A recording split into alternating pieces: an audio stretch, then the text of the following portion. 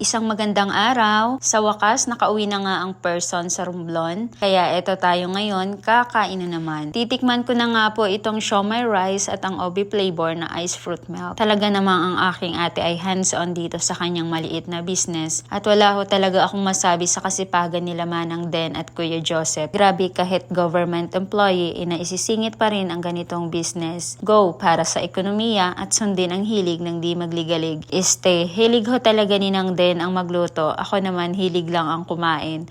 O diba? Kaya naman ako na yung nahiya sa katawan ko. May 3 palapag na ng bilbil ang naiipon. Siksik na nga. So ito po, medium na ice fruit shake at yung siomai rice ang in-order ko. Yung 100 pesos ko may 10 pang sukli. O diba? San ka pa? Busog na ang tiyan, pati mata mo mabubusog din sa tanawin. Madami pa nga po ang pwede nyong kainin dito sa pwesto nila bukod sa in-order ko. Meron po silang pizza na binabalik-balikan, chicken inasal, nachos, fries at iba pa. Sumunod na araw, yung chicken inasal naman yung aming tinikman. May mga na-recruit nga po ako para samahan akong tumikim.